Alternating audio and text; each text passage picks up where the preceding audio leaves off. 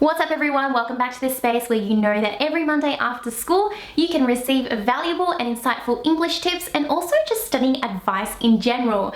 My name is Lisa, in case you didn't know already, and we are in the middle of our GAT series, which is specifically for Victorian students, so I'm sorry if you do not live in Victoria in Australia.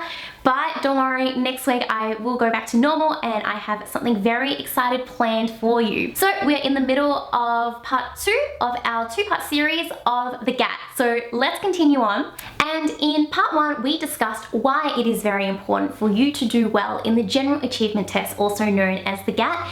This week, we're going to go through how you can actually do well in the GAT. As you know, there are 2 writing components in the GAT, writing task 1 and 2. As well as 70 multiple choice questions or MCQs.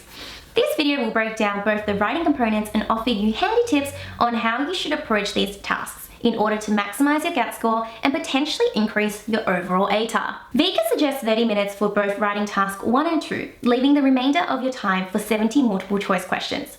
If you're happy with this approach, then by all means, go for it. However, considering that English is definitely in your top 4 subjects that contribute significantly to your ATAR, it is worth investing more of your time on the writing tasks.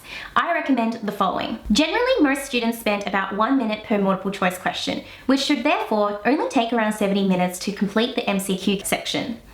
If we bear in mind that some MCQs will be more complex than others, let's say we generously dedicate an extra 20 minutes for MCQ, meaning that you should complete the whole MCQ section around the 90 minutes mark. This means that you can spare an extra 45 minutes for both writing tasks, which is definitely worth the investment since you'll have the chance to write a more thoughtful and lengthy piece. Strategically, this is a good approach for any student studying an English subject, which is, well, everyone. Writing task 1. What is it? Writing task 1 usually presents you with one or several images along with an abundance of information about a particular topic.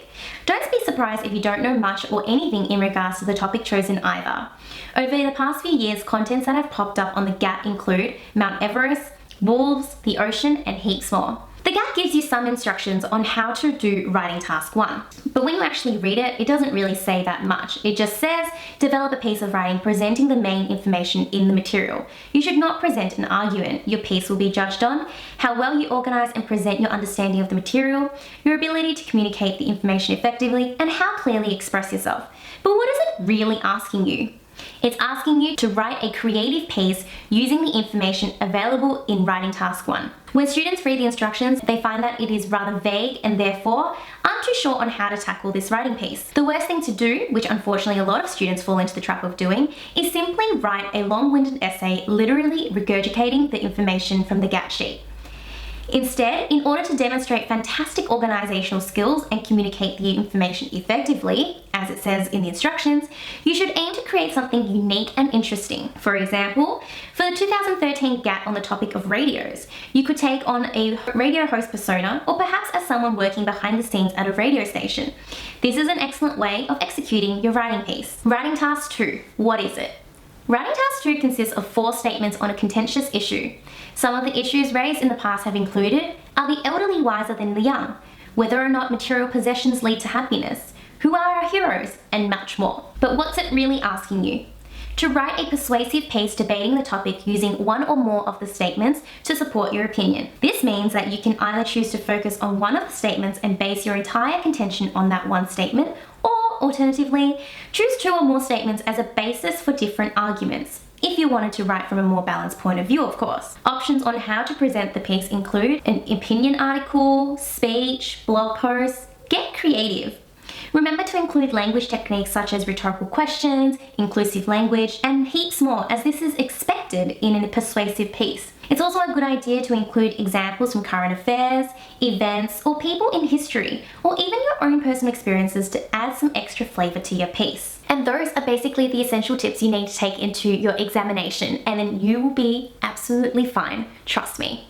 Remember that the GAT can only help lift up your scores, it can never bring you down, so there's absolutely no reason why you shouldn't try to do well in it. Hey everyone, I hope you enjoyed this video. If you did, then check out part 1 of this series on the GAT and why it is very important that you need to do well. Check out VC Study Guide's Term 2 holiday workshops coming up. I've got quite a few sign-ups for the Year 11 workshops as of already, and I am so excited, guys, because this is the first workshop available anywhere that I've heard of that is completely dedicated to your new syllabus.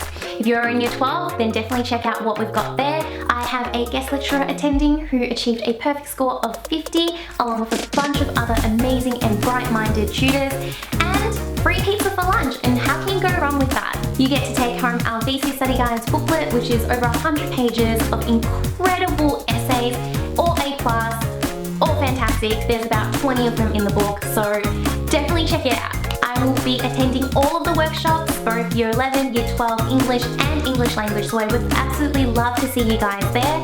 If you are a new viewer, then hey, thank you so much for watching, and I would absolutely love to have you subscribe so I can give you even more advice next Monday coming up. Show me some love by hitting that like button if you enjoyed what we talked about today, and I will see you guys next week. Bye!